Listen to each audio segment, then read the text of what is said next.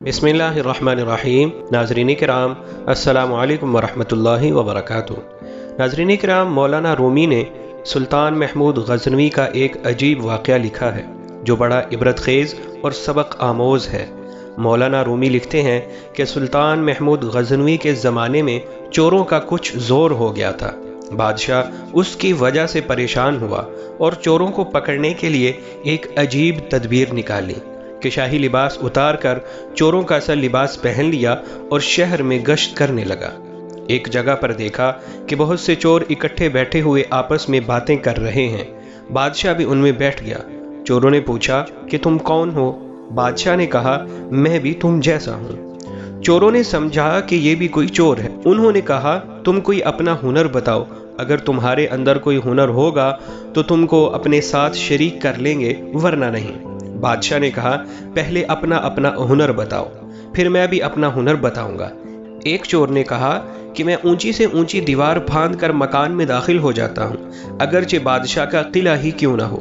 दूसरे ने कहा, मेरी नाक की ये खासियत है कि किसी जगह की मट्टी सूंघ कर बता देता हूँ कि यहाँ खजाना है या नहीं। तीसरे ने कहा, मेरे बाजू में इतनी ताकत है कि मैं घर में घुसने के लिए उसमें सुराख कर सकता हूँ।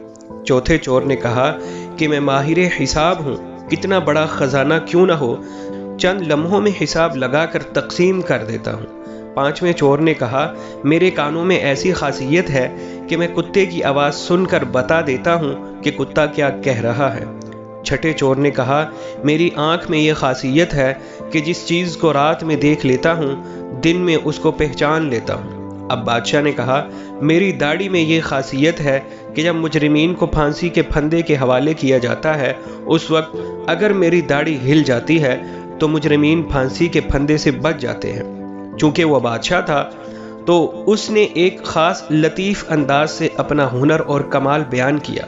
सारे चोर ये बात सुनकर खुश हो गए और कहने लगे कि आप तो चोरों के कुतुब हैं। जब हम किसी मुसीबत में फंस जाएंगे तो आप ही के ज़रिए हमको खुलासी मिल सकती है। फिर सब ने मशवरा किया और तय किया कि आज बादशाह के यहाँ चोरी की जाए, इसलिए कि आज मुसीबत से छुड़ाने के लिए दाढ़ी वाला मौजूद है। लिहाजा सब के सब बादशाह के महल की तरफ चल पड़े। रास्ता में कुत्ता भौंका तो कुत्ते की आवाज़ पहचानने वाले ने कहा कि कुत्ता कह रहा है कि बादशाह तुम्हारे साथ है। लेकिन चोर फिर भी चोरी के इरादे से बाज न आए और बादशाह के यहाँ चोरी कर डाली और ख़जाना लूट कर जंगल की तरफ आए और वहाँ बैठकर माहिर हिसाब ने हिसाब लगाकर चंद मिनटों में सब तकसीम कर दिया। बादशाह ने कहा, सब लोग अपना पता लिखवा दो ताकि आइंदा चोरी करना हो तो हम सब लोग आसानी से जमा हो सकें। सबका पता नोट कर लिया गया और सब ने अपना अपना रास्ता लिया। अगले दिन बादशाह ने अदालत लगवाई और पुलिस को हुक्म दिया कि सबको पकड़ लाओ। सब चोर हथकड़ियां लगाकर हाजिर किए गए। बादशाह ने सबको फांसी का हुक्म दे दिया और कहा कि इस मुकदमा में किसी गवाह की ज़रूरत नहीं, क्योंकि सुल्तान वहां खुद मौजूद था। जब 6 के 6 फांसी के तख्ता पर खड़े हो गए तो वो चोर जो आंखों की खासियत वाला था, उसने बादशाह को पहचान लिया कि ये वही शख्स है जो रात हमारे साथ था। वो तख्तादार से चिल्लाया कि हुजूर कुछ देर के लिए अमान दी जाए और आपसे तन्हाई का मौका दिया जाए। बादशाह ने कहा, ठीक है, थोड़ी देर के लिए फांसी मौकूफ कर दो और उसको मेरे पास भेज दो। उसने हाजिर होकर अर्ज किया कि हर एक ने अपनी खासियत बता दी, हर एक ने अपना हुनर बता दिया।